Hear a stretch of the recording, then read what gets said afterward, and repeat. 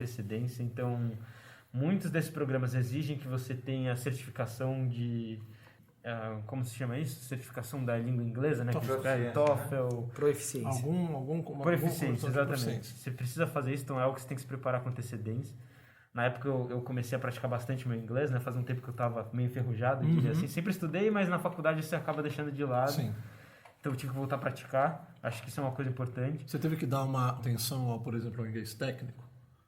Dei. Eu tinha um material que eu estudava assim, diariamente, só para chegar lá já um pouco mais preparado. Mas eu tentava focar bastante na parte até do dia a dia, sabe? De poder me comunicar com as pessoas melhor, meu speaking principalmente. E em termos de, cara, para quem não tem um programa estruturado dentro da faculdade, né? Eu conheci algumas pessoas lá que não tinham um programa que nem era o meu. E que eu vi era exatamente como você falou, né? Eles tinham algum contato com algum professor aqui no Brasil que estava fazendo alguma pesquisa em parceria com alguém de lá de fora.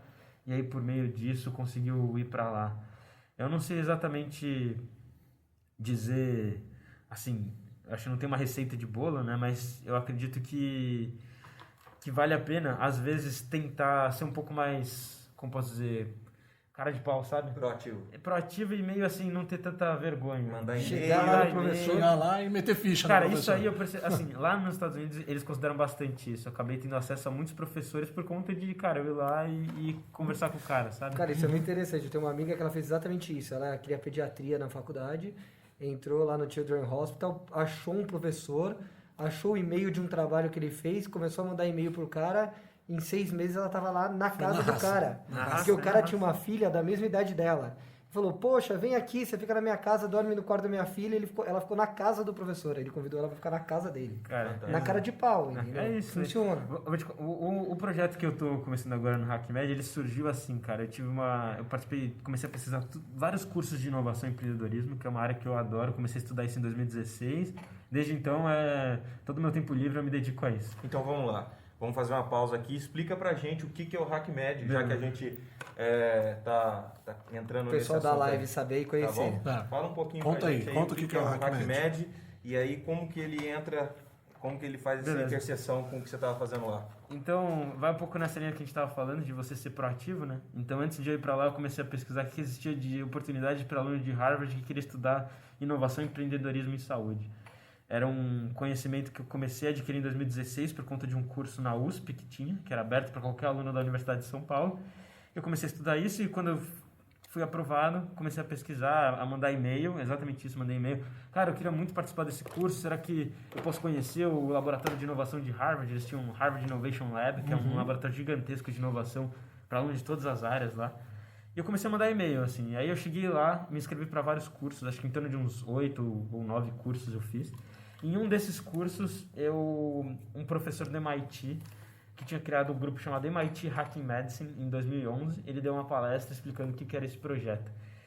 E, cara, basicamente o objetivo desse grupo é democratizar e acelerar o processo de inovação nos Estados Unidos, de inovação em saúde. Eles organizam eventos, workshops de design thinking, que é uma metodologia voltada para isso, e encontros para falar sobre empreendedorismo em saúde. E aí, depois da palestra desse cara, ele falou um pouco, né, sobre o que eles já estavam fazendo. Já foram responsáveis pelo surgimento de mais de 50 startups nos Estados Unidos, mais de 250 milhões de dólares investidos nessas empresas. Tudo isso com um grupo de estudantes de graduação e estudantes de pós-doutorando, de pós-doc, né, lá, que estavam levando essa iniciativa. Depois da palestra dele, eu fiz exatamente isso, cara. Eu falei, cara, eu preciso falar com esse professor e ver se tem como a gente fazer algo parecido no Brasil. E aí ele acabou a palestra, eu fui falar com ele, me apresentei, contei um pouco sobre minha trajetória, que eu era brasileiro, que eu tinha interesse em fazer algo parecido no Brasil. E ele ficou super, assim, entusiasmado com a ideia. O MIT Hacking Medicine organiza eventos em outros países e nunca tinha vindo para o Brasil. Ele tinha colegas que eram brasileiros e nunca tinha vindo para o Brasil, então ele falou que queria apresentar o Brasil para os meus filhos também, acho que é uma coisa que tenho vontade de fazer. Então por que você não vem com a gente conhecer o time, aprende como que é a metodologia e faz a ponte para o Brasil?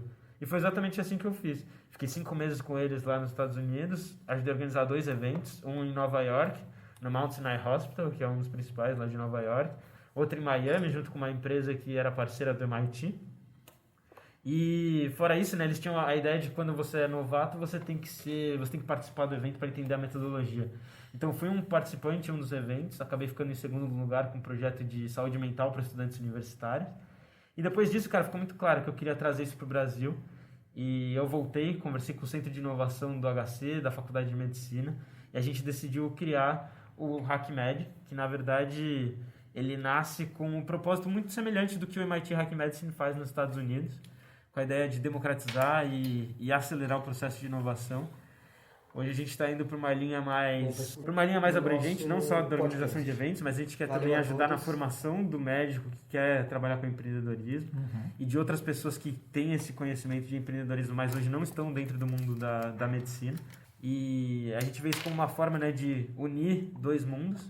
Então o HackMed vem com esse propósito da gente trazer a ideia de que somos todos pacientes, né, que você não precisa necessariamente estar no mundo da saúde para ajudar a transformar a saúde, e que a gente precisa ter uma abordagem mais voltada para a inovação dentro da área da saúde, sabe? Formar as pessoas para ter também essa visão de que é importante empreender, é importante inovar em saúde. E na sua avaliação, como é que foi o evento? Foi agora, final de semana passado, a gente fez 2 eventos, né? Nosso primeiro evento foi lá no começo do ano, a gente trouxe 1.200 pessoas para dentro do Hospital das Clínicas, galera do Brasil inteiro. Dentro do Hospital das Clínicas, 39 projetos de startups surgiram. E agora a gente fez o nosso primeiro evento online, mais focado na questão da Covid. Sim. E a gente, cara, foi um sucesso. Assim, a gente conseguiu trazer grandes lideranças de todas as áreas. Foi a gente teve mais de 9 mil visualizações no YouTube. Foi bem legal. 5 horas de evento, com pessoas do Brasil e de fora, de Stanford, Harvard, discutindo sobre o futuro pós-Covid. Então, assim, a gente vê que tem um pessoal bastante engajado nessas temáticas e o nosso objetivo é trazer conhecimento para as pessoas e também recursos para elas poderem desenvolver soluções para a saúde. Legal. Sabe? Quem participou? Cita alguns nomes aí, só para a gente poder já... Então, um dos nossos grandes apoiadores, né, desde que a gente nasceu em 2019, é o Jorge Paulo Leman, né, que é fundador da Ambev e 3G Capital. Então, legal. Um cara que... Acho que para todo mundo que fala de empreendedorismo Exato. Ele é uma referência. Objetivo, é referência. O cara é empreendedor, empresário, mega investidor, então ele apoia essas iniciativas de alunos. Então, foi um grande apoiador da nossa iniciativa. Bacana. Representantes do Banco Itaú, que trabalhou com doações todo esse processo de combate à Covid-19, né? A gente tem várias instituições ajudando isso. Então, o Banco Itaú, que conseguiu montar um fundo de mais de R$1 bilhão, né, para combater a Covid. Professores de Harvard e Stanford, então Márcia Castro, que é presidente do Departamento de Saúde Global da Public Health de Harvard. Professores de Stanford que estão trabalhando com a Covid. Então o Nigan, que é um cara que hoje ele coordena toda a análise de dados, ele é professor de bioinformática, como a gente falou, bioestatística. Ele coordena toda a parte de análise de dados relacionada à Covid hoje em Stanford. E já tem um novo evento aí? Por enquanto, o nosso evento no ano que vem, a gente quer fazer o nosso hackathon em março do ano que vem. Legal. E a gente vai fazer a nossa conferência também, provavelmente em junho. Bacana. Então, pro ano que vem é isso. A gente soltou também nosso programa de inovação, que a gente está abrindo para pessoas, alunos ou profissionais de diversas áreas, então saúde, tecnologia, design e negócios, que querem empreender em saúde. A gente montou esse modelo de inovação com base em todos esses programas que eu fiz no exterior e trouxemos alguns professores também de Stanford para ajudar a gente a desenhar isso. E é isso, a gente está lançando agora o programa de inovação. Provavelmente na verdade é um programa que dura de 2 a 7 meses. E o nosso foco é em produzir startups para a área da saúde. Perfeito. Vamos fazer o seguinte, Cauê, eu vou pedir para a gente retornar um pouco na questão do intercâmbio, porque tem muitas perguntas relacionadas assim, como é que eu vou, o que eu tenho que fazer? Será que você conseguiria, didaticamente, não precisa ser perfeito, mas didaticamente, qual seria o passo a passo para um aluno de medicina que gostaria de, por exemplo, ter essa experiência ou ter um contato com intercâmbio no exterior? Como é que você recomendaria um tutorial, vamos assim dizer, para esse aluno seguir até ele conseguir chegar lá? O que você acha? Certo. Bom, em primeiro lugar, acho que você tem que definir se é isso mesmo que você quer, se faz sentido para você, Perfeito. Sabendo que você talvez atrase um ano da sua formação, então muita gente acaba não fazendo por conta... Exatamente. Então você tem que primeiro decidir, né, se é isso que você quer, e se ficou muito claro para você que é isso que você quer, eu vejo alguns passos, né. Primeiro, essa questão da proficiência no inglês, então é algo que invariavelmente você vai ter que ter. Vai ter que ter. Então, assim, volta a praticar o seu inglês, consegue esse certificado de proficiência, seja um TOEFL ou algum outro que pode te dar essa possibilidade. Estudar os programas que a sua universidade oferece, como vocês falaram aqui, eu tenho certeza que a maioria das universidades tem algum programa, uma possibilidade de você estudar fora. Então, tem que ser proativo nesse sentido e encontrar esse programa. E ver quais são os pré-requisitos para você estar lá, né? Porque no meu caso, por exemplo, era um programa, um processo seletivo em que existia todo um passo a passo, você tinha que escrever os textos, por que você está querendo estudar no exterior, e a última fase era uma entrevista, então você tinha que se preparar para isso. Tinha uma entrevista com o professor de Harvard que ia te selecionar. E para cada programa, eventualmente, o pré-requisito vai ser diferente. Exato. Certo? Então você tem que estudar quais são as oportunidades que você tem. E só lembrar que para onde você vai, você tem que ver qual é a proficiência necessária, tá? Exato. Quando você entra lá para fazer tanto o TOEFL como o IELTS, que são os dois exames de proficiência mais frequentes feitos no Brasil, tem faculdades que aceitam TOEFL e não aceitam o IELTS, tem faculdades que aceitam o IELTS e não aceitam TOEFL, e tem faculdades que aceitam os dois. Então pesquisa isso na universidade que você vai, senão seu exame de proficiência não tem validade, aí você fez à toa. Antes de fazer o exame de proficiência, veja para onde você vai. A gente podia deixar assim, primeiro o desejo, certo? Exato. É querer e tem que estar disposto aos sacrifícios, como você falou. Eventualmente isso vai impactar ali na sua formatura, né? Ok. Depois uma capacitação, principalmente relacionado à língua, né? Depois o conhecimento de quais recursos a sua universidade, né? Ou o seu contato, seja o seu professor, tem para algum determinado tipo de intercâmbio externo, certo? E no final conhecer os pré-requisitos. Então, é uma visão estratégica mesmo que a pessoa tem que ter para traçar, né, exatamente aonde e como ela quer chegar. Né? Exato. E eu acho que assim, você tem que perguntar para outras pessoas que já tiveram essa oportunidade, então isso é importante, conversar com as pessoas que já foram, como eles fizeram, pegar esse conhecimento é importante. E também não...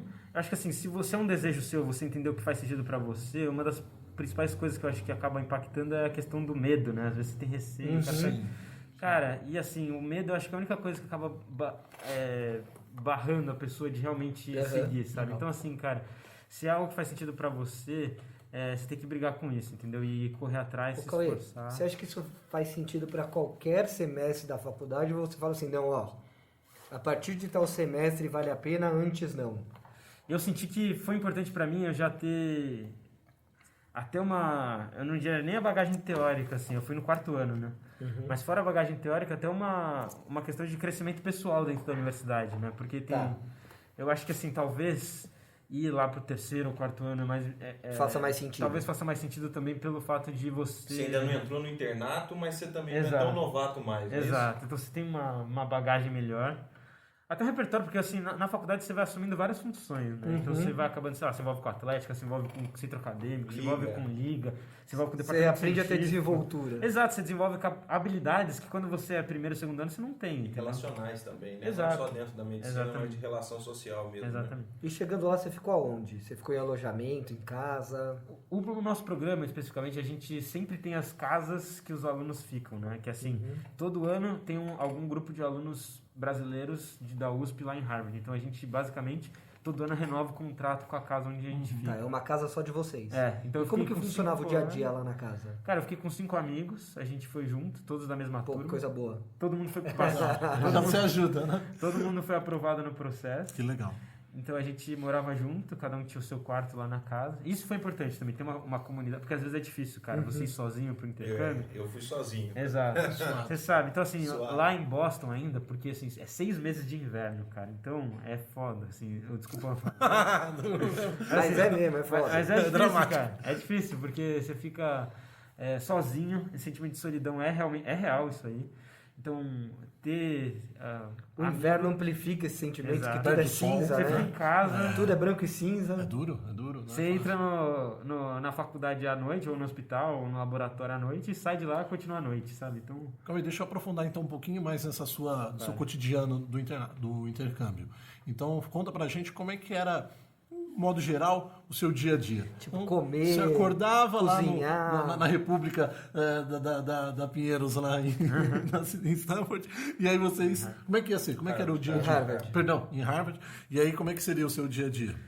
A gente preparava o jantar, na verdade a gente preparava o jantar todo mundo junto, a gente comia junto lá em casa e aí a gente já fazia a marmita pro dia seguinte, né? Porque lá é muito caro também. A gente tinha previsto gastar isso que eu falei pra vocês, de $25 mil é o que eles gastam, isso considerando que a gente vai fazer a nossa comida. Então a gente comprava todo mundo... a gente ia no supermercado, comprava tudo junto e preparava a marmita pro dia seguinte. Legal. Aí no dia seguinte